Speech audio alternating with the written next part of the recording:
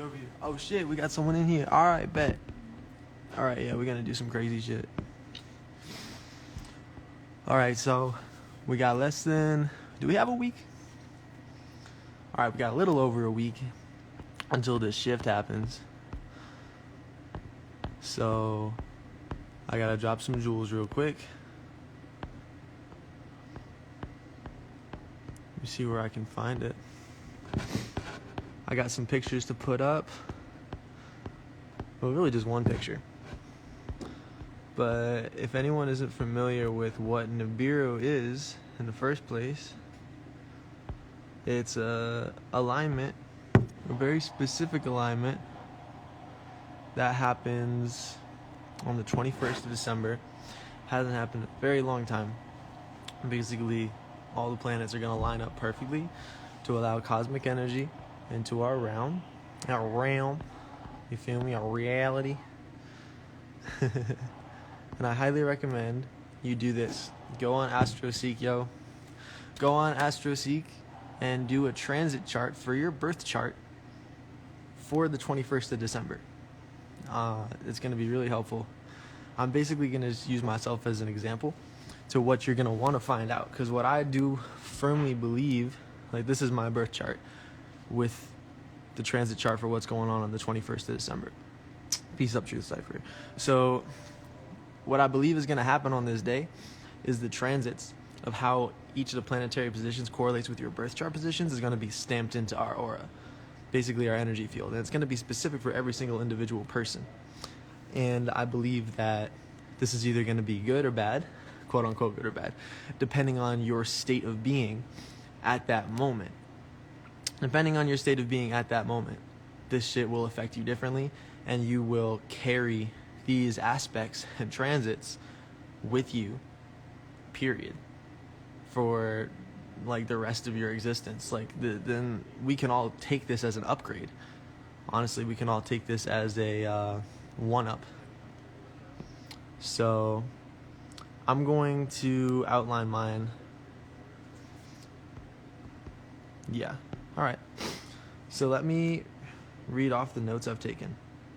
And if you haven't made an AstroSeek account, go do it. Like, honestly, this helps so fucking much. So the sun is going to be transiting my sun in the second house. Now, my birth sun is in the fourth house, which means my birth sun in Pisces in the fourth house. Very watery, very imaginative vibes in the house of home life, comfort, safety.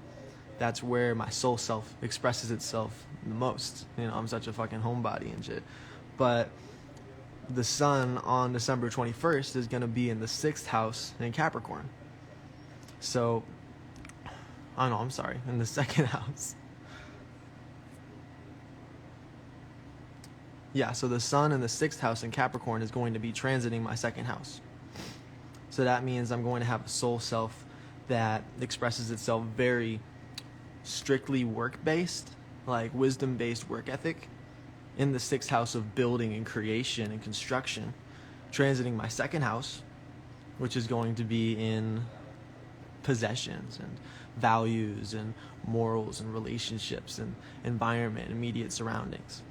So that's going to be a one-up regarding,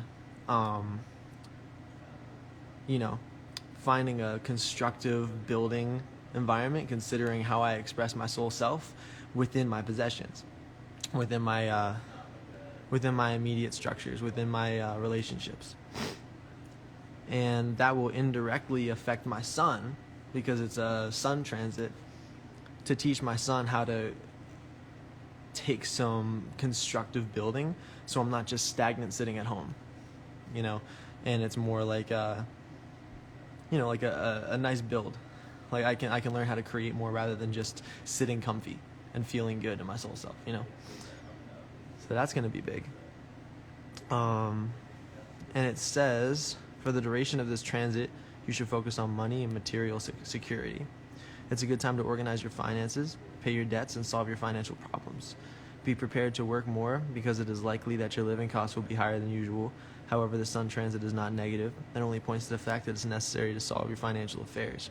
So like I said, building in a place of stagnation, teaching your soul self how to be more constructive rather than just, eh.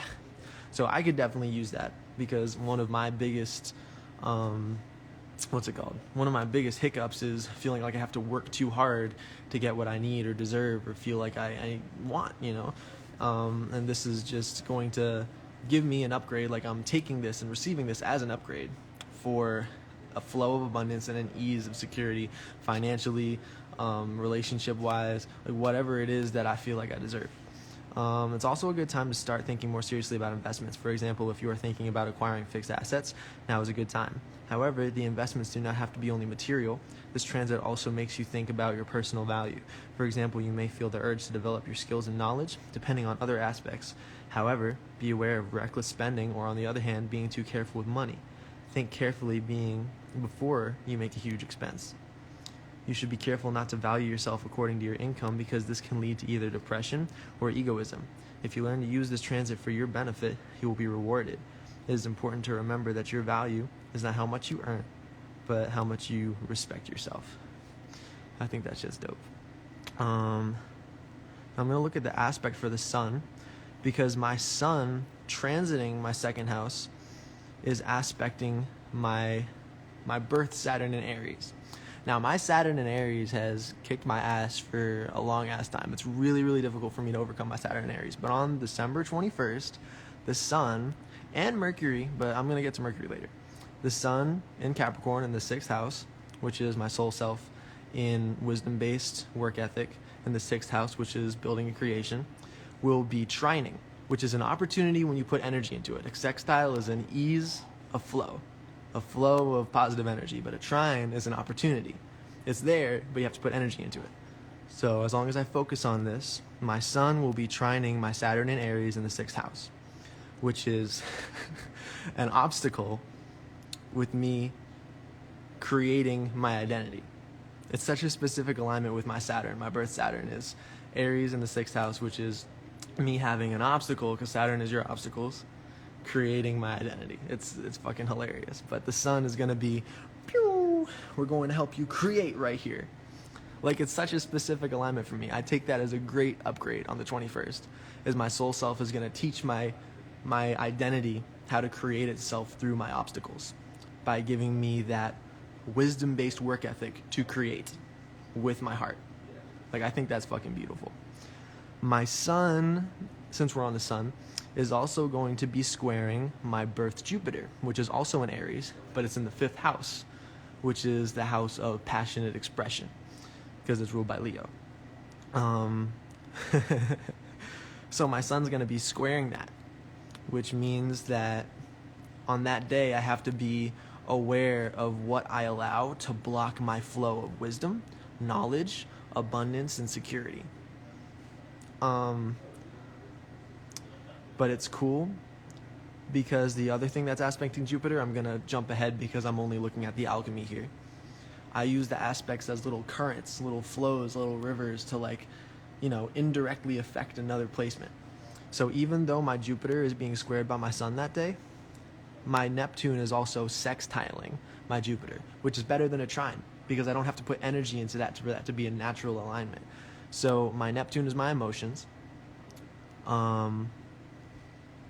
And that means that I can just, my birth Neptune is always sextiling my birth Jupiter. So this is just kind of like a easy little trick there. I'm just going to be like, all right, use my imagination to affirm that shit ain't happening right now.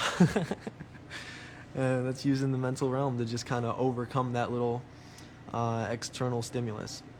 Another thing that's going to be sextiling my birth Jupiter on that day that I can also use to override that square is the transit Jupiter. My Jupiter is sextiling my Jupiter. Woo! So that Jupiter is going to be in Aquarius in the 3rd house, which is, y'all know Aquarius. No, I'm kidding. Aquarius is so much more complex than that. Aquarius is just wavy, airy vibes. One of the most empathic, I believe. Finding place in society. I feel like that's a huge one. Really feeling alien. So Jupiter in that, but in communication and relationships, because it's in the third house. And Saturn is also going to be sextiling my Jupiter. So this is going to be for everybody. Saturn and Jupiter are going to be conjuncting on the 21st. So obstacles and abundance are going to be side by side on that day. That's fucking intense, yo. They're both going to be in Aquarius in the third house. So y'all already know Aquarius. That's the sign. What is happening? That's Aquarius in the third house of communication and relationships. And that's where Saturn and Jupiter are going to be conjuncting on the 21st. That's going to be fucking intense. I fuck with that shit. I really, really fuck with that shit. So, like I said, my sun is going to be squaring my Jupiter on that day, but I can pull from the sextile with my birth Neptune to bring that imagination power to override that square, and I can also pull from the transit of Saturn and Jupiter sextiling to that square. See what I'm saying? It's like a little boom, boom, boom. It's like ping pong. Bah, bah, bah.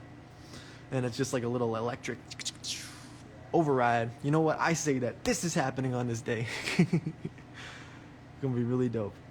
Back to my sun. Do I have my sun doing anything else interesting? No. All right, cool. I'm gonna move on to my moon. Hell yeah, Catherine.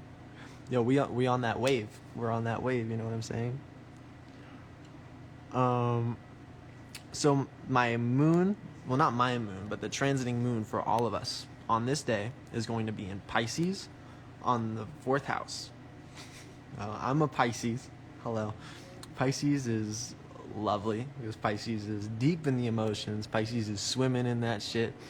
So your emotions are going to be in the house of adaptable emotions, in the house of home life and security and safety. So this might stir up some shit. This might stir up, it might be like really introspecting and rethinking what makes you feel safe in the first place, and all that good stuff. And this doesn't seem to have any direct aspects. Honestly, it's kind of just like a stickler, a little black sheep placement on this day. But let me see, because it could technically be a little bit of conjunction. It's kind of not exactly a conjunction, but it's going to kind of be pretty close to Jupiter and Aries in the 5th house also, for me at least. Y'all can look at your own. But the fact that it's in the 4th house. So I'm going to read AstroSeek's depiction of what that means. Now is the ideal time for family affairs and to spend time in the comfort of your own home or with your relatives. Between the 4 walls of your own home, you will feel the best because you will have a greater desire for privacy than usual. It is also an ideal time to make your home more beautiful. You will tend to focus more on family and personal affairs and relationships, especially with your loved ones. In these relationships, you will show more empathy and understanding. Your mood will be influenced especially by how safe you feel in your personal life. All right, it was on point. AstroSeek's usually pretty accurate.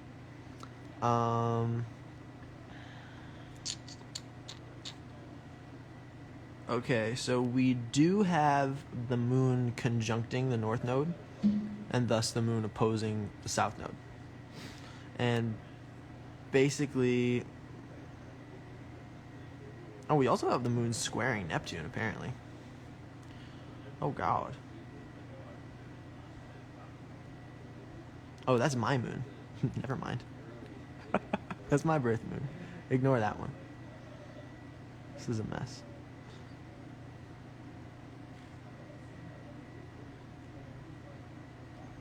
But yeah, y'all should definitely go on AstroSeek and look this up for yourselves. But I'm going to continue using myself as an example. This is how I like y'all to look at how this energy is going to be affecting you on this day.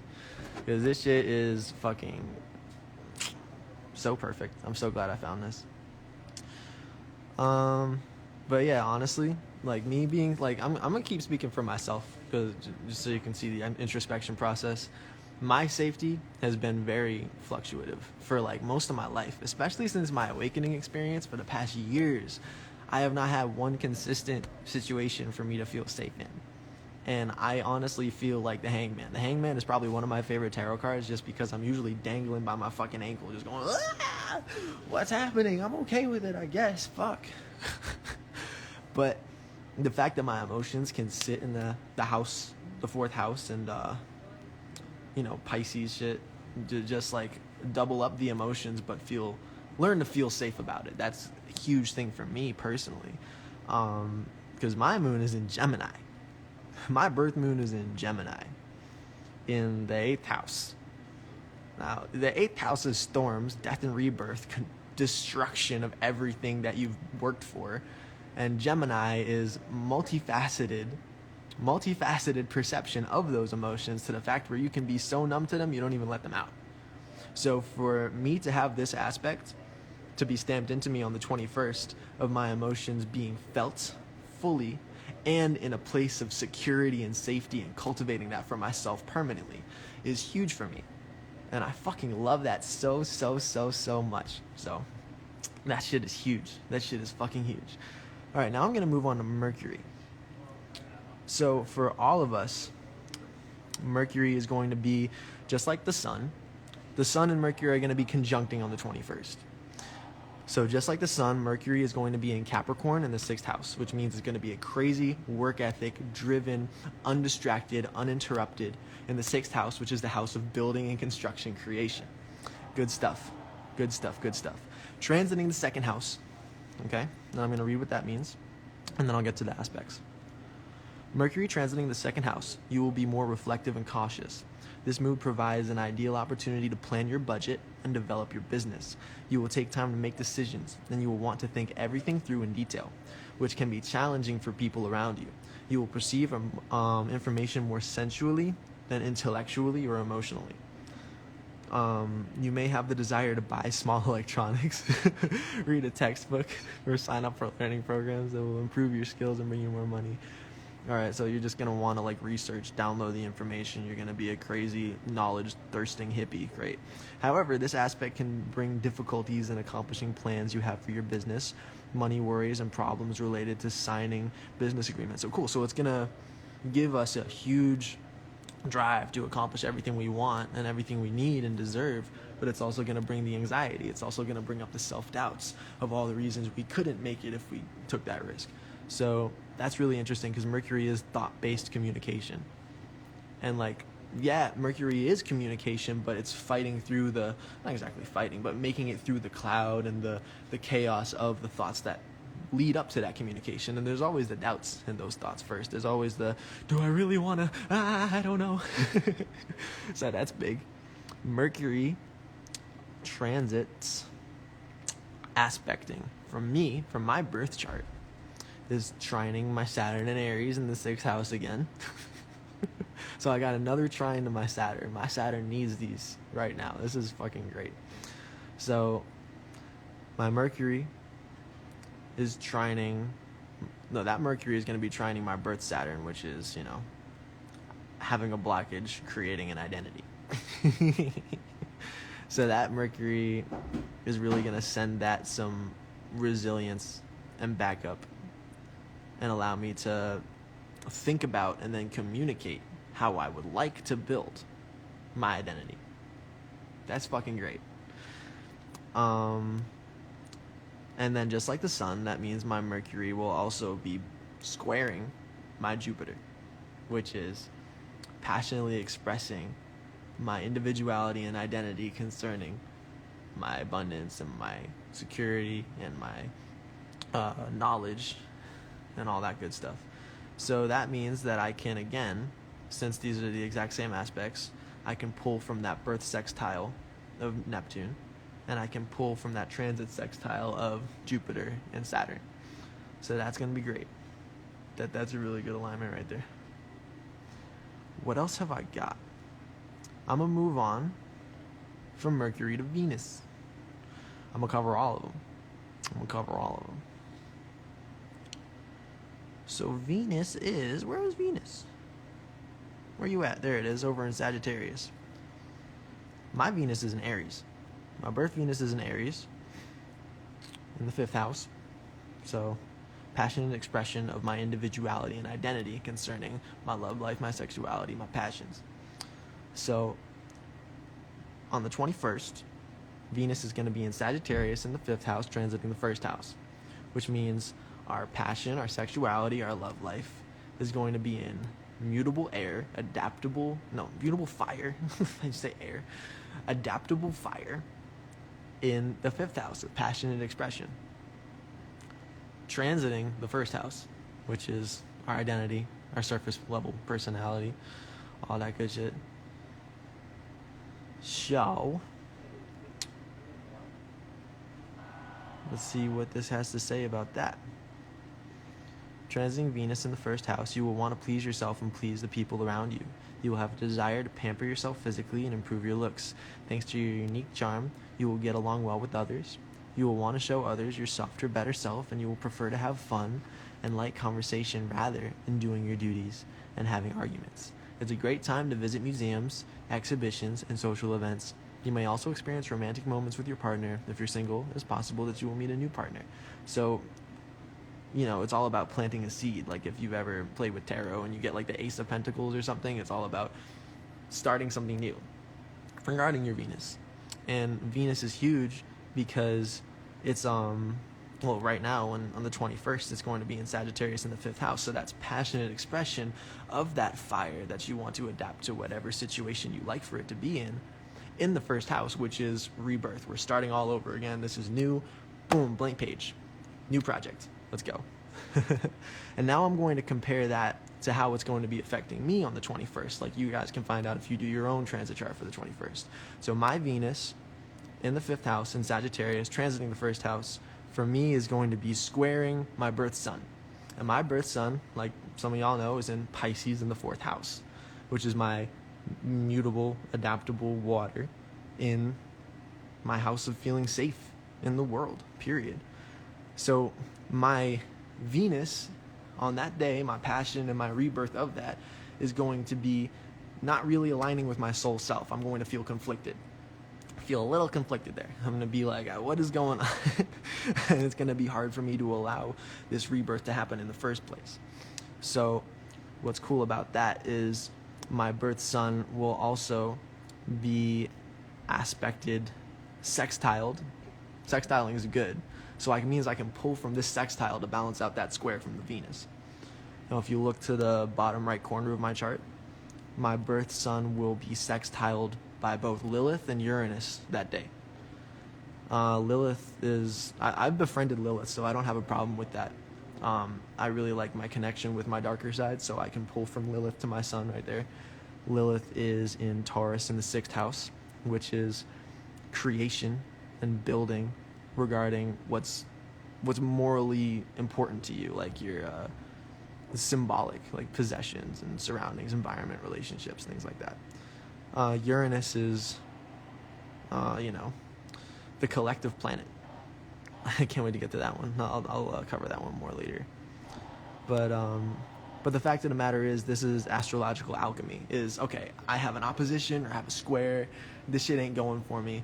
But I have other aspects that are beneficial, like trines and sextiles, and I can just, okay, pew, pew, pew, pew. Just do the whole ping pong thing across the chart, because that's literally an arena, a stadium for us to make it work for ourselves. What else have we got? After the Venus, we are going to go to Mars. So Mars, for everybody on this day, is going to be in Aries in the 5th house. This is going to be fun. Who's in here right now? Brother Gaia, holding it down. All right, so Mars and Aries in the 5th house is our action in the realm of individuality, passionate identity in the 5th house, which is passionate expression. So anything that you need to act on, masculine sexuality, masculine whatever the fuck that you want to see Mars as. Like a lot of people see it as the planet of war and battle, but it could also just be specifically like, okay, I'm out here doing this shit that I've always wanted to fucking do. So that's a good alignment. I'm I'm going to compare it to my birth Mars, which I've always had a hard time with because it's in Scorpio in the 12th house. So this is great. I'm realizing that for this day, because these transits are going to be stamped into us like this, it doesn't necessarily have to be a direct aspect to the birth planet because it's indirectly tied to the birth planet. We will forever be able to pull these beneficial transits into our birth alignments.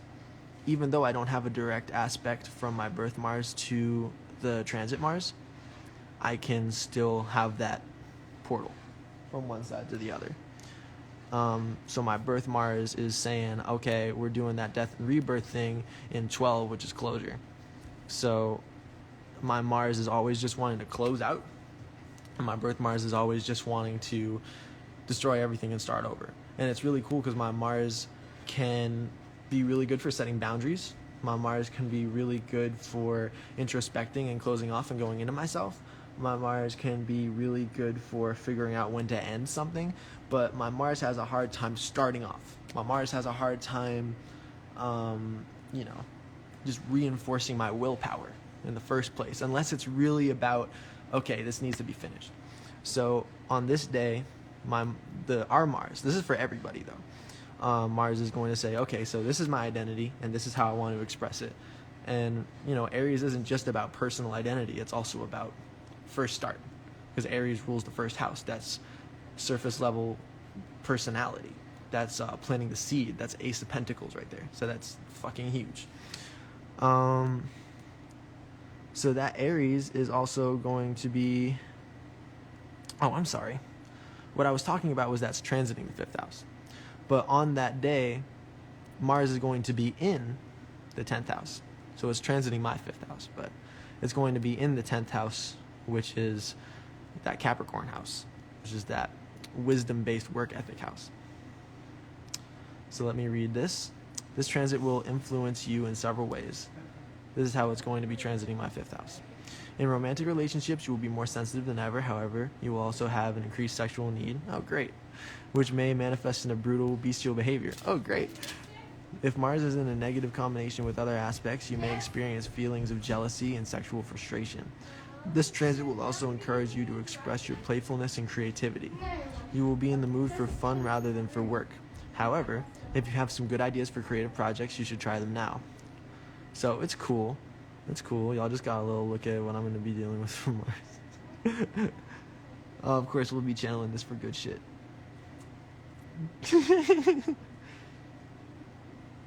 So after Mars, we're going to have Jupiter. So all the transits I read as far as house aspects, that's for me personally. Y'all can find that shit out for yourself. So I talked a little bit about Jupiter, but let's dive into it and focus on it. So Jupiter conjuncting Saturn on this day in Aquarius in the 3rd house. Oh, in the 7th house. I get my transit houses and our houses for everybody mixed up while I'm doing this, so my apologies. But Jupiter in Aquarius in the 7th house, which is in the 7th house, which is balancing, especially for relationships, but just balancing in general, like going out of your way to make sure the scales are aligned well and good for everybody. So what does it mean for Jupiter to be transiting the 3rd house for me? The transit brings positive relationships with relatives, neighbors, and friends. You will be very social, and you will easily make new acquaintances. The people around you may be the messengers of good news and bring you a unique opportunity. If you are an entrepreneur, it will be easy to attract new clients. You'll be a star on social media. What? It is also the perfect time to acquire new skills that you can apply in your daily life. The mind will be very bright. No, your mind will be very bright. My mind will be very bright. So if you need to study something, do not hesitate and do it. You may also decide to buy a new car. I'm gonna get a new car? Alright, so let's look at this. That makes sense, because this is all about how you value your relationships with things, relationships with yourself, relationships with other people. Aquarius meaning how you fit into society. So what is my place in these relationships? What is my place in this world, and how can I form relationships in it that benefit me better? Because Jupiter isn't just about that. Jupiter is about, okay, but how can I make that secure? How can I make that abundant? How can I make that good? How can I have these new opportunities in that situation? So that's going to be pretty cool. And then for all of us, of course, in the 7th house, because it's in the 7th house for everybody on that day, we're going to be trying to do that in a balanced way. Like, we're not just running out here and doing some random shit because we deserve to be abundant. We're doing it in a way that can be prosperous, longevity, last us for a very long time. Everything that we've been working for this whole time is going to pay off finally. So that's going to be great. So like I already said, my Jupiter in Aries in the 5th house from my birth chart is going to be sextiling that Jupiter. This Jupiter is also going to be squaring my Saturn. And I like this one. I really like this one. So I talked about this a couple times. My birth Saturn gives me a hard time creating an identity for myself. That's why I always feel so detached, and I'm just like a spacey Pisces to the max. So our Jupiter in the 7th house in Aquarius is going to be squaring that, which is meaning that and this is good though. This is actually probably a good square. My abundance and prosperity and knowledge and security in my place in society regarding my relationships thus is going to sort of inhibit my difficulty creating my identity. And probably because it's going to give me more avenues, more opportunities, more ways to express myself in positive ways, more things that boost my self-esteem and self-confidence, that I actually can work for something for a very long time and have it all pay off. So that's cool. Yeah. So next we're going to do Saturn. Like I said, Saturn and Jupiter are conjuncting. So Saturn's in the exact same place as Jupiter in Aquarius in the 7th house. So Saturn is also going to be transiting the 3rd house. Let's read that. You will find it hard to maintain optimism during this transit. If you are inclined to depressions, you may have a problem with them now. Your way of communicating with others will change. It will become more serious. You still want to make new acquaintances, but you will perceive small talk as a waste of time and focus mainly on effective communication. You will tend to analyze in depth all the information you get and filter out what seems irrelevant to you. You will probably have to work hard to structure your time and with pressure to come up with ideas that work well. There may also be problems with neighbors, siblings, or technology. All right, yeah, that makes sense. Because people usually say that Mercury retrograde fucks up technology, but I really see it as Saturn. Saturn's the thing that shuts my fucking phone off and doesn't let me fucking post. So Saturn is going to be interesting on this day, also because Saturn on the 21st is going to have the exact same aspects to my birth chart as Jupiter did. So that means that the equal force of abundance and security and prosperity and knowledge and wisdom on that day is going to have an equal force of blockages and shadows and sludginess and all that shit. So equal, I'm really grateful. And this is in the 7th house, which means that it's going to be really, really dope. It's going to be really balanced out. Yeah, this is going to be chill.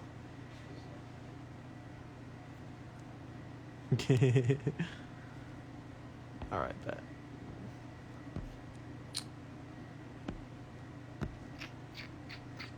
Technical difficulties, hold on. Yeah, I do have the right one up. Okay, cool. So, the whole idea here, Saturn is going to be trining my birth Jupiter. I went over this, but I'm going to say it again. Now my blockages are making an ease of flow to my passionate individuality and passionate expression regarding my abundance and my fortune and all that good stuff. And that's cool, I guess. No, it is cool. Because the whole point of Saturn is when you embrace the shadow, when you embrace the blockages. It's like that character, that celestial character that's infinitely just throwing banana peels at you, and you just have to become okay with it and maybe like lick the banana peels as they're being thrown at your face because you're learning to like it. It's like that. Saturn is the key to escaping the matrix, because Saturn is the shit that makes everybody get so fucking caught up in the day-to-day life, in everything. So it's really cool that this would be doing that shit. And the fact that that's sextiling Jupiter, that can either be really sucky for you if you haven't learned to love Saturn, or that can be really great because you're like, damn, I've embraced my ego and my shadow self so fucking much that at this point it doesn't even faze me, and I'm just gonna bring it in, bring it on. I'm ready for this shit,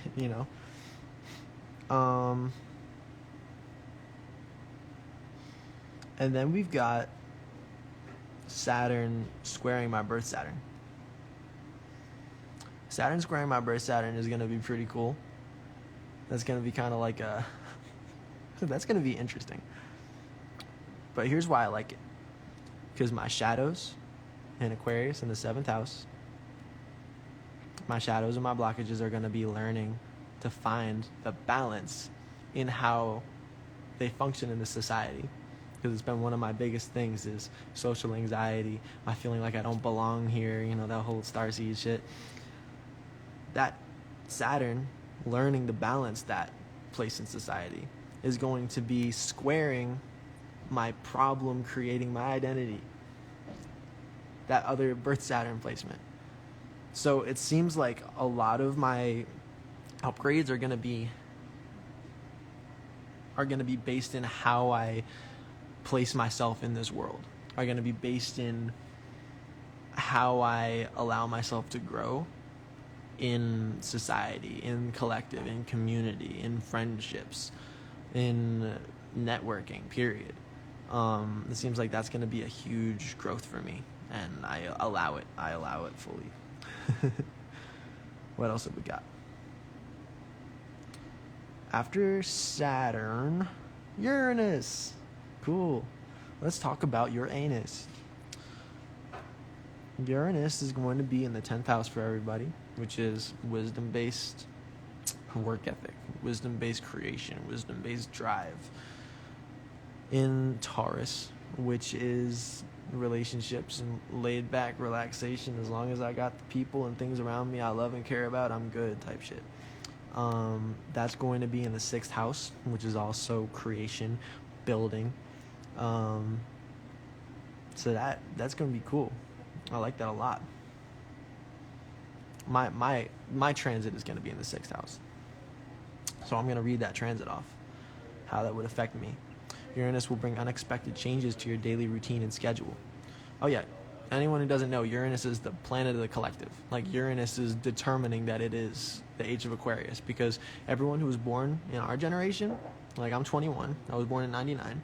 Everyone who was born in our generation was born with Uranus in Aquarius. That's why it's the age of Aquarius, because we're here type shit.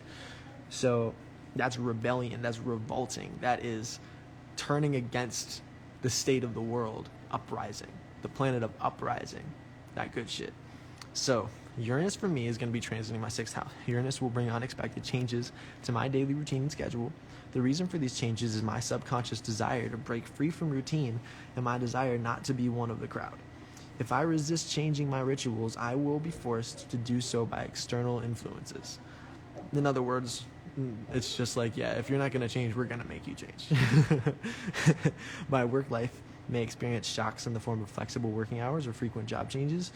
I'm going to be driving across a vortex grid, just gridding tensor rings for the next week or 2 weeks, so that makes sense.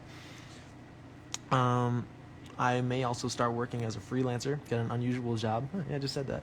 Or work in an unusual work environment. I will need a job that gives me enough freedom, otherwise I may lose motivation.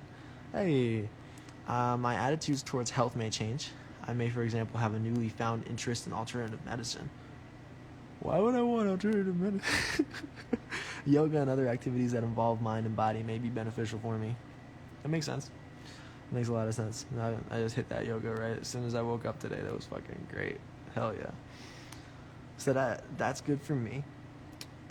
Let's look at my aspects for Uranus. Oh, would you look at that opposition? right to my birth Mars. We were just talking about my birth Mars, weren't we? We were just talking about how my birth Mars makes it difficult for me to drive anything except closing things, and why it's so good for me to destroy things in my life using my Mars, but it's difficult for me to build things, right? So my Uranus in work-based ethic, like wisdom-based work ethic, in Taurus, which is treasuring my relationships and treasuring what I've worked so hard for rather than just allowing them to be destroyed.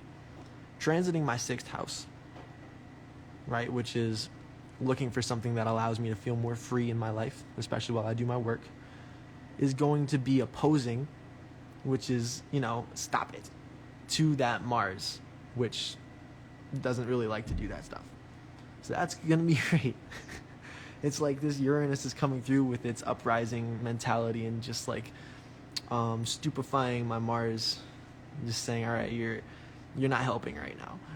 You can help, but when you're not helping, I'm just going to be here just going like this. That's really, really cool. What else have we got? I'm just going to do Lilith now, because AstroSeek doesn't do Lilith, but I love reading Lilith intuitively. So Lilith is also going to be in the 10th house in Taurus for all of us. And the 10th house, like I said, is wisdom-based work ethic. Oh, my knee. Oh, my knee. Wisdom-based work ethic. That's my sludginess. Like Lilith is, if you don't know what Lilith is actually the point in the moon's orbit around the Earth where it is the farthest away. In other words, your emotions that are farthest away from you because you buried them. Period.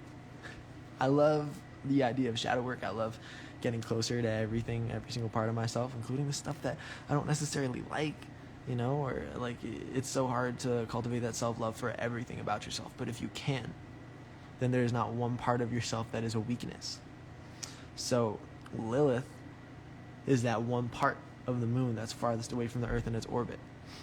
Now, along all the orbits of the moon, that part got its own consciousness. It has it's an invisible spot. There's no planet there. But it's literally just a mass of dark energy. And they just called it Lilith because it moves so fucking slow.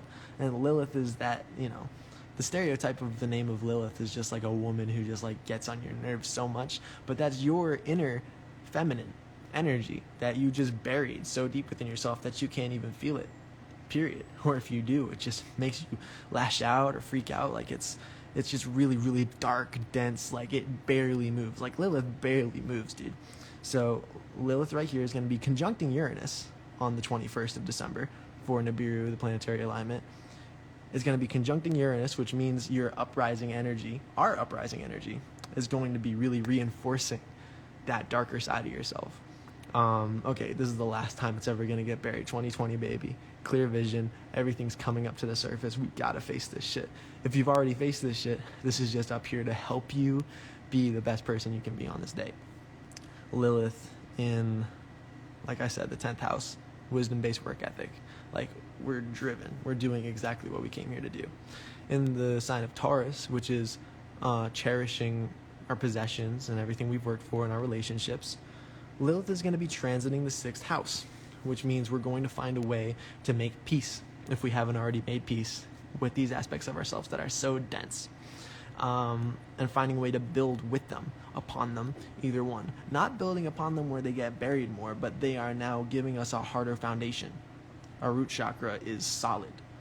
There is no way this building is falling down anymore, because everything that dragged me down now helps me stand up tall. You feel me? That shit's big. I forgot to mention Uranus is going to be retrograding on that day, which is a huge reason why the whole idea of reconstructing what makes us feel free in our life and putting ourselves in situations on the 21st that don't make us feel tied down or constricted, that make us feel like we can express ourselves in the best way on this day. Uranus retrograding means that we're going to be able to pull it apart and put it back together the way we want. Retrograde for most people usually means, I don't know what's happening. I'm being dragged all over the place and I don't fuck with it. I'm not in control. But retrograde really means dissolution. You do like surgery on yourself and you put it together back together exactly the way you want it to go back together. That's what a retrograde means. So Uranus retrograding on that day is pretty big.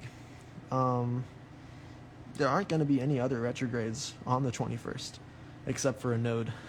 The nodes are going to be retrograding on that day. Other than that, shit's good. But yeah, so Lilith conjuncting the 6th house on the 21st is going to be really big. That like all of our deepest, darkest aspects of ourselves are going to find some usefulness in our life if they haven't already. And if they have already, then we're just going to get stronger. Like there is no bad way to take this unless we decide to take it bad, period. Most people are freaked out by Lilith and Saturn and retrogrades, but all this is for the highest good. All this is for the highest good. So my birth chart here, transiting that. So like I said, my Uranus retrograding is going to be opposing my birth Mars. But our Lilith here also, which is conjuncting that Uranus, is going to be, look at that, opposing my birth Mars. And that's not a bad thing. It's not a bad thing at all. Because like I said earlier, again, I'm going to say it again. My birth Mars really likes it being in death and rebirth of Scorpio in the 12th house, which is closure and ending and how I feel about all of it. So Mars is really good for me to close out things, destroy things that don't serve me anymore and all that shit, but it's really hard to get my Mars to let me act on new opportunities and all that good stuff. So that Lilith opposing it, just like the Uranus, is kind of beaming it with a, okay, if you're not useful, take this. And it's cool because, you know, if you multiply two negatives together in math, you get a positive. So it's like Mars likes to destroy things in my life. Lilith is those things in my life that are really heavy and murky. Throw them together, and they just get strong. Like in the center, like an opposition. You know, in magnetism, you hold similar ends of the magnet together, and just the repulsion is ridiculous. You can feel it in the center. Well, right in the center of this birth chart, I see like a big chi ball just growing between those two, learning how to work with itself and each other. It doesn't necessarily have to be negative. That's just a very, very strong, energetic climax that most people take instinctively as a negative thing, as a threatening thing. Like, oh my God, this energy is so dense. I don't know what to do with it. I have to be destructive. I have to be negative. But this can also mean like, okay, yeah, we're getting something here. Oh yeah, like playing with fire. Some people like that, but we can use that to our advantage. So if you have any oppositions in your transit chart for the 21st, like don't look at it like that. Look at it as, okay, we're going to expand this. We're going to take that really dense energy and I'm going to grow with it, and I'm going to get super intense because we're the psychic children at this age, you know. This is going to get good. What else have we got going on? I'm going to go to Neptune, and then I'm going to go to Pluto. So let's look at our Neptune for December 21st. We've got, where are you at? Okay, so our Neptune is pretty close to the moon on this day. Damn. You know what I just realized is whatever houses are up here on this screen are different from the ones I have on my phone. So I guess ignore the house numbers and just trust what I'm saying out loud, because the Neptune will be in the 9th house on the 21st and not the 12th house. All right. Just to clarify. You'll see it when you do your own transit chart, though. So Neptune on the December 21st will be in the 9th house in Pisces. 9th house being wisdom after the storm, wisdom after losing things, wisdom after going through the shit. How do we move forward? This is really good teacher vibes. This is really good guiding people who have a hard time struggling through this kind of shit vibes. In Pisces, which is adaptable water, which is struggling through that shit. Also just adapting to emotions. Like, just, you know, fish vibes. I'm swimming through this. So that's big. Imagination is Neptune. I love Neptune because my visualization skills have always been my biggest ability to visualize my way into what I want. I have such strong visualization skills that I can feel what I'm visualizing. So I use visualization to manifest, because I can create a cellular, physical response to whatever I'm holding in my head that I want to see out here. I'll feel it like I already have it. So that's great for me. So the fact that Neptune's coming back to my sign of Pisces is big, because I'm just like, yeah, this is me. My emotions, I can I can shift my emotions. I can shift how I respond to my emotions. That parasympathetic nervous system, when you activate that breath and, respond to your default nervous system emotional response with the ones that you want, that just stimulates that DMT and gets you moving. This one's huge. So Neptune looks like it's going to be close to conjuncting my birth Mercury. That's pretty cool because my birth Mercury is in Pisces in the 4th house, which is, again, my thought-based expression in the sign of Pisces, which is imagination and depths and going very, very deep into our waters, in the 4th house of feeling safe. So my visualization will assist that shift of my emotions, like my moon, into feeling safe and feeling secure, feeling like I have somewhere, whether it's inside of myself or like a home base externally or whatever it manifests for me to be, to feel like I can belong somewhere, whether it's in my own heart or with people, or like maybe I'm just gonna find like a really cool place on the earth. I don't know, just cool shit, really, really cool shit, community vibes, who knows. But the whole point is my visualization can help guide me there, and my visualization can help sustain it. So Neptune's gonna be really big. Allowing my imagination to flow. Another thing I like thinking about for Neptune is child self, because children have amazing visualization skills. Children have amazing imaginations. They just let it go. They don't worry about people saying, okay, but that's not real, your dreams, whatever. Like, dreams are real when you are a child. So if we can come back to our inner child, we'll allow our Neptune to flow. We'll allow our ability to guide ourselves with our inner visions to flow. Clairvoyance, claircognizance, telepathy, all that kind of stuff. I relate all that stuff to Saturn. That's all. Yeah. So before I get into the aspects, I'm going to read the transit for me, because for me, Neptune's transiting the 4th house, like I said. So I already said that, but I want to see what AstroSeek says, because AstroSeek has some good shit. Neptune in this house brings problems to your family life and relationships with relatives. You may see things through rose-colored glasses, and it will prevent you from objectively assessing reality and relationships with your loved ones. Be careful, as this approach can cause problems. Your loved ones, especially your partner, may be frustrated by your unwillingness to commit and take on responsibility. You may be tired, and your body may require more sleep than usual. The positive expression of this aspect is that you will have a rich inner life and will have a chance to reach spiritual awareness. It's funny, whenever I have Neptune transiting my 4th house, I never have this happen to me. It's usually like a really, really good transit for me. I can see how other people would, though, because it's so easy, especially when you get into that Pisces realm. Maybe it's because I have Pisces as my sun, but whenever Neptune is in my sun, I can see how people, and I've seen it happen to people, how they get into that inner realm and they just go within themselves, completely dissociate from the external realm. Neglect those around them, neglect family, neglect things that are important, and also just, it doesn't matter right now, I'm inside myself.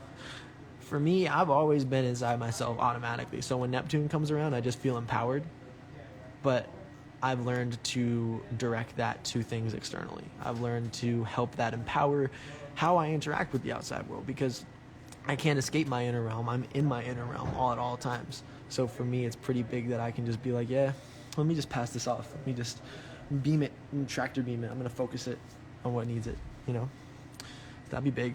That'll be big. I'm going to go to my aspects. So our Neptune, in the 9th house, in Pisces. I got one aspect, and that's squaring my birth moon in Gemini. I like this because, like I said, I realized that one of the reasons I'm so numb when it comes to emotions, one of the reasons why I've always been so detached and disassociated from my emotions, is because my moon's in Gemini. I can see all my emotions from so many different facets, so many different perceptions, so many different angles, that it's easy for me to just be like, well, I feel that, but I also see how it's this and this and this and this and this. And from that sense, it's easy for me not to let them out. It's really easy for me not to let my emotions out. When I do have emotional releases, it's in the 8th house, which is death and rebirth, storms. It's very huge emotional releases, very turning point emotional releases. They usually mark landmark events of me changing dramatically in my life just from releasing things that have been locked up inside me for a long period of time. So it's pretty big. It's pretty big that I would have Neptune, imagination, guiding my path with my visualization skills and what I feel, what I dream, to bring kind of a square, kind of like a rigid alignment into the realm of my birth chart emotions. That's cool because my birth chart emotions could use some assistance. And they could use a little, so that's cool. That's really, really cool. Ooh, I missed that. All right, I'm going to move on to this just because that's the only aspect I have from Neptune. My node, our node is going to be in retrograde. And node is, past life karma, how we attack new opportunities. That means the south node is how we end old opportunities.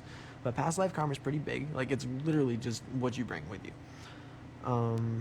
That's going to be in retrograde for us, which means that we can decide how our past lives affect us from now on this day.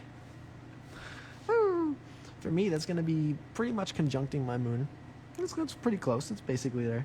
No, I'll just say it's conjuncting my moon. My birth moon. And that's pretty cool because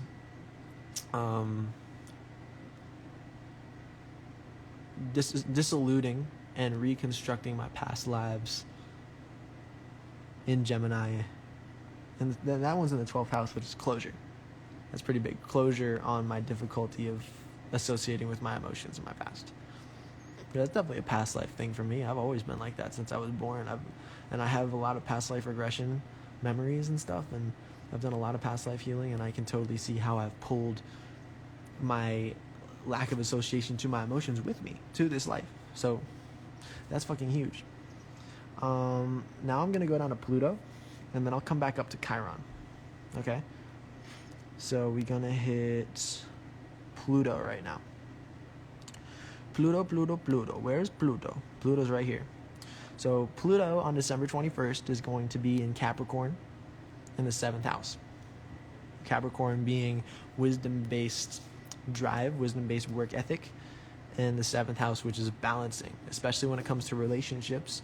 But it doesn't have to be relationships with people, just relationships with your environment, relationships with your dreams, relationships with anything you want to go on. Like, that's huge because Capricorn is undisrupted, undistracted, unfathomable.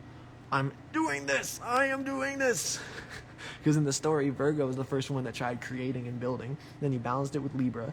And then Scorpio came and destroyed everything. So now you got the wisdom in Sagittarius and the Capricorn. You're building all over again, and nothing can stop you because the storm came and you cannot not build this. You are building this. So Capricorn is huge. Pluto is the planet of death and rebirth. Pluto is, it's destruction, and it's a rough planet, but it teaches you impermanence. It teaches you how to destroy yourself and build yourself back up, all from your own. And if you don't do it, Pluto's going to do it for you.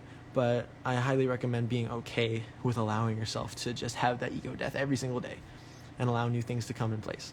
Literally just detach from everything, and Pluto becomes a superpower because Pluto is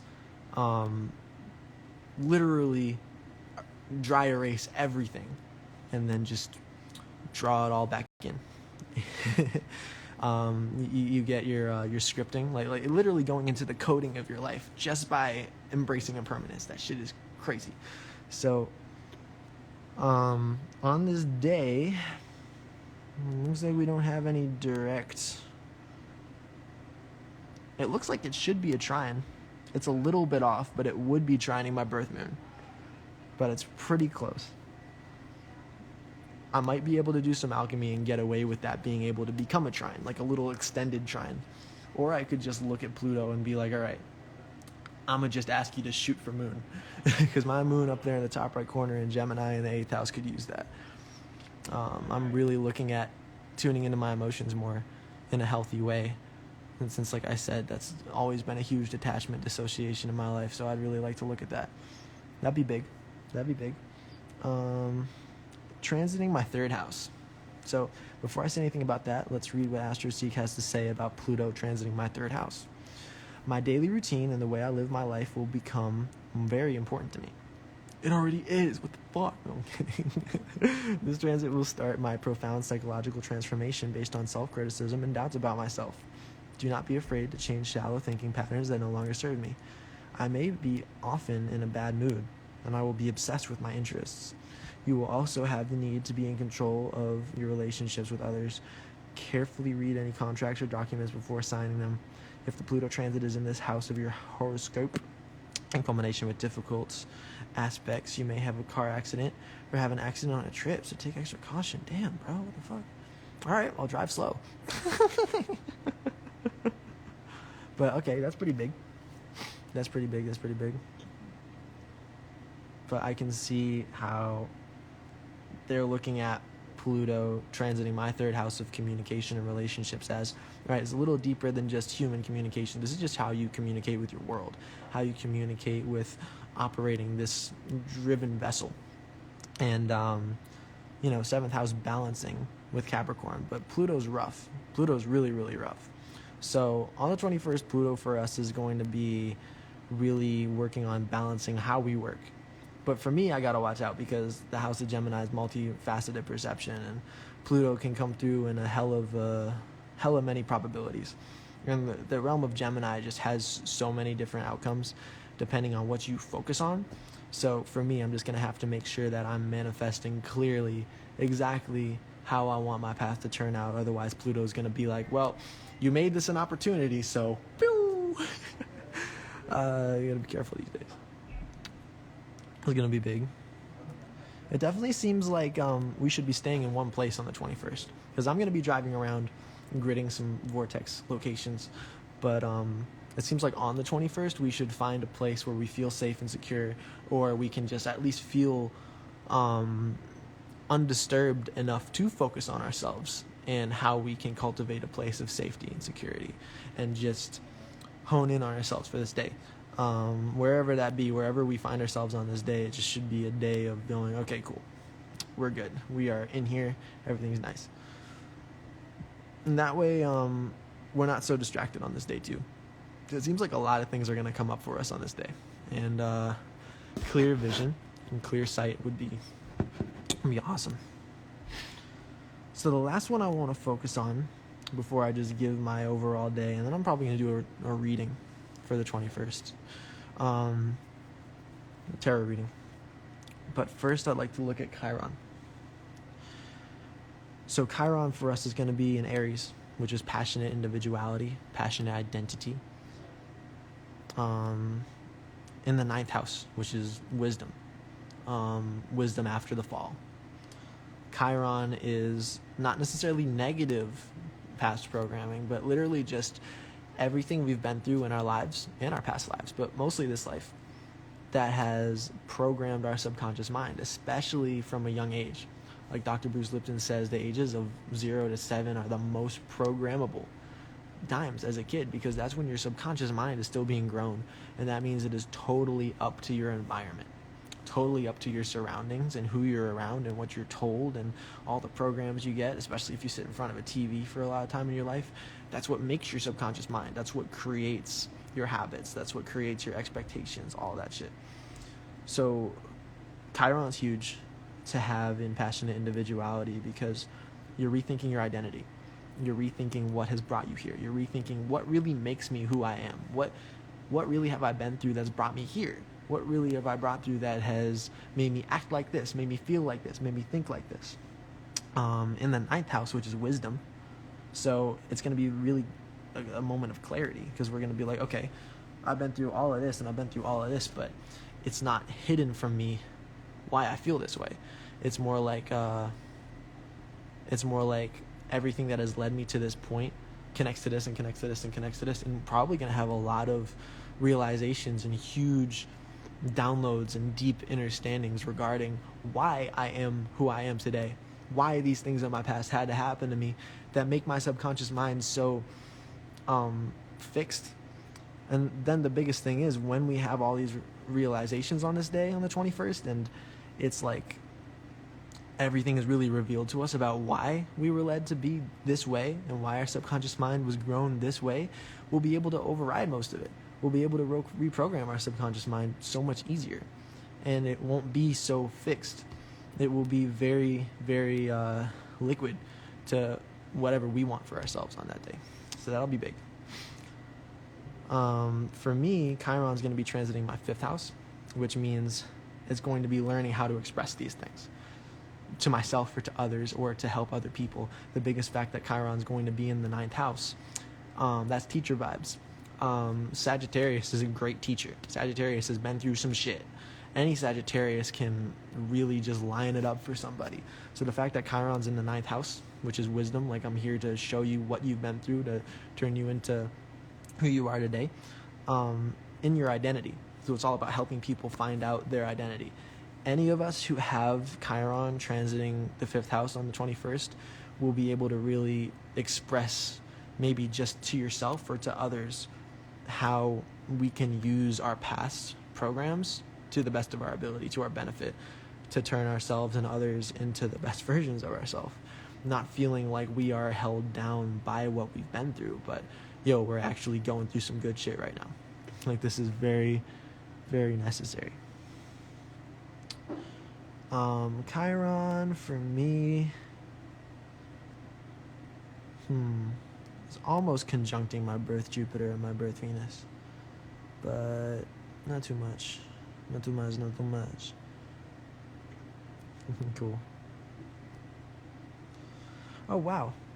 So every time I said something was aspecting my birth Jupiter conjuncts my Venus. So that means that everything I said about that's also aspecting my Venus and Aries in the 5th house, which is the exact same thing, just regarding my passions. So that's big, because that means I'll have a sextile from Saturn and Jupiter to my Venus, and I'll have a square from my Sun to my Venus.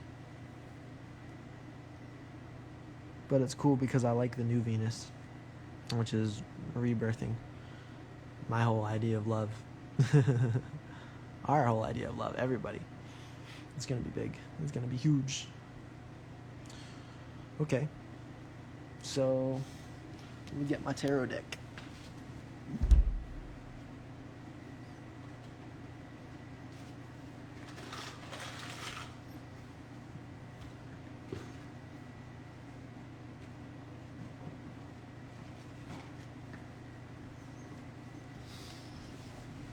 Okay.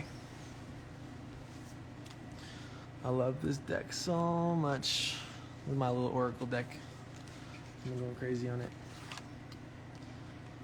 It's very spiritual animal based. Spirit animal based, I meant to say. Like really honing in on spirit guides and what forces are really coming through, energies that are with us, making us feel protected and not alone, accompanied.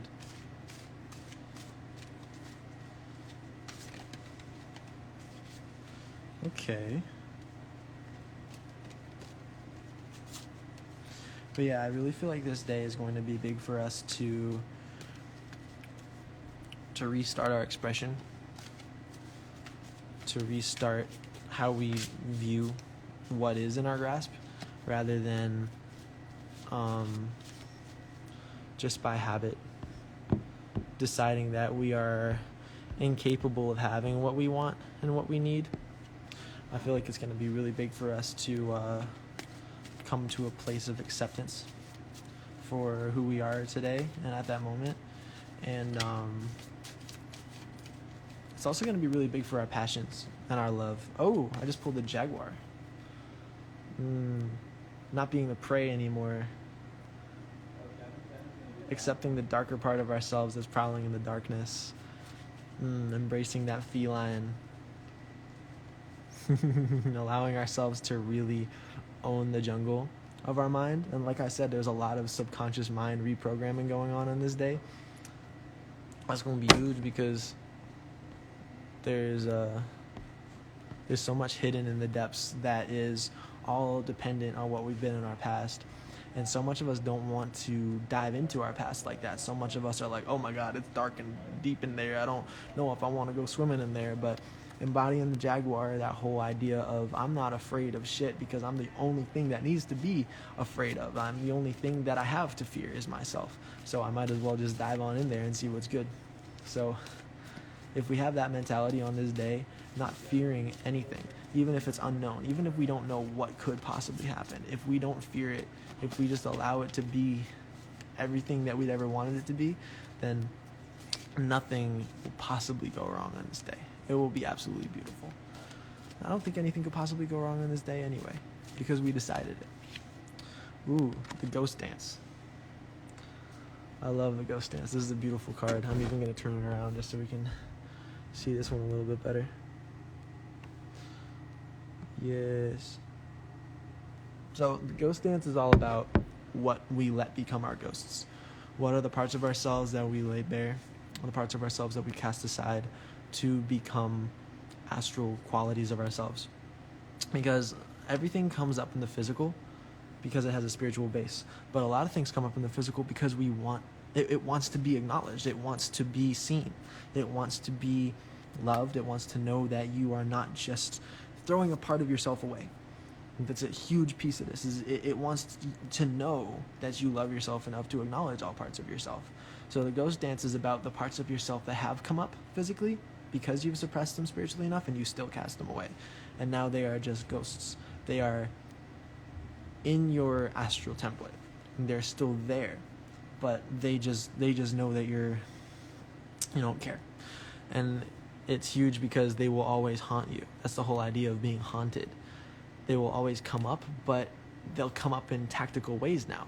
Any ways that they know that you will acknowledge them in the end.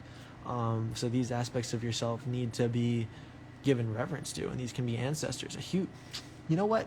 A huge part of being haunted is about your ancestors. Do you honor your ancestors or not? Or do you just allow your ancestors to be figments of your imagination that, maybe they're with me, maybe they're not, but do you take the time to honor your ancestors every single day? So that's why I like this card, and I feel like this is going to be huge for the 21st coming up, because it's going to be really evident whether you respect all aspects of yourself or not, or whether you just fuck it. So that'll be big. And let all aspects of yourself know that you love it. Self-love is the key to all of this. Gratitude, forgiveness, unconditional love, no matter what it is. And if you really want that light body coming, if you really want that Tibetan rainbow body, get it. And we will find it completed. We will find the circle ended. There will be no more loops. There will be no more toxic cycles. It will all just come to fruition. Period. And we will just know what serves us and what doesn't. And we will know all the things that we've been signing contracts for unnecessarily that we don't have to anymore. Even in this community, I know that we're still have things that we don't need in our lives, period. Whether it's people or situations or jobs that we don't like, or just things that keep us from feeling free. That was a huge thing about Uranus coming up on the 21st, is knowing that we're going to be able, of course it's always up to you. You can have all these alignments and not do anything with them. But the whole point is Uranus wants you to have a job or situation, or at least just daily whatever, that makes you feel good fully. Not 100% with sacrificing some of what makes me feel good. 100% of you is allowed to feel good from now on, period, forever. And you can if you want to. Filling yourself, surrounding yourself with good opportunities, good people. And if you have to work a job, then you can work a job that doesn't make you feel like shit. If you've been working for it, go get that certification, go become a healer, go be a personal trainer, whatever it is. Just go do something that feels good to you. Even if you're just traveling and being paid to go to places, I don't know. Just go do something dope. And another thing about completion is it's closing loops. If you have bad habits, if you have self-destructive tendencies, if you have anxiety, if you have ways that you treat people, if you allow yourself to be around people that treat you certain ways, close it. This is the time to complete it. Because it's not just planetary alignments, it's also what you bring with you on this day. Are you bringing something with you on this day that doesn't serve you? Can you be completely clean slate? Can you bring yourself to this event on this day with nothing but what you want to be exacerbated for days on end afterward? this is heaven on earth. We're creating heaven on earth. So how do you want to feel in heaven on earth? What do you want heaven on earth to look like? And it's all about you. Like, I know it's just like, I'm just one person and a bunch of other people. This collective isn't moving enough. But it's all about you. Like, for me, from my eyes, this is how I'm viewing this movie, whatever you want to call it. So it's all about how I align myself for this day. So that means it's all about how you align yourself for this day. Can you close the loop and stop looping and just, okay, this is my circle now. Come back to center. Bring it all into peace and serenity. This is a time where we're allowed to decide that we deserve to enjoy our lives, that we deserve to have a experience that is pleasant. And this life doesn't have to be so serious. This life doesn't have to be painful. This life doesn't have to fuck with us. This life doesn't have to be unenjoyable. Like, it can be a pleasurable life. And if you allow yourself to, on this day and all days afterward, like, of course you can do this any day, but this day is so powerful. Why not take advantage of it to change everything? So I don't know if I explained this well enough at the beginning, but I do believe that these transits are going to be stamped into our code so much that we can pull from it into our birth chart alignments for all days to come. And whatever our state of being is on this day is how we decide how they will benefit us for the best or for the worst for all the days afterward. It's just giving us such an upgrade and an auric expansion of aspects. And you look at the planet aspects, you look at the transit aspects for you. I just gave you all of mine for me. Go on astroseek.com, make your account, and do you. It's completely free, dude. Like, honestly, it's freaking dope. Go into transit and choose the day, December 21st. Shit's great. Shit's fucking great. So, yeah. I'm gonna head out of here. Thank you for everybody who joined. Thank you for everyone who watches this after the live. Hold yourself in peace. Open up your heart. Don't hold yourself to anything. You are enough. You are worth it. It doesn't have to be so heavy. Just be in love with yourself and everything, and know that you are worthy of everything you've ever deserved in your life. When it comes to letting go, when it comes to attracting what you need in your life, all that good stuff. Just breathe it in and let it be. I love you all. Thank you for tuning in. Peace and love. Happy shifting.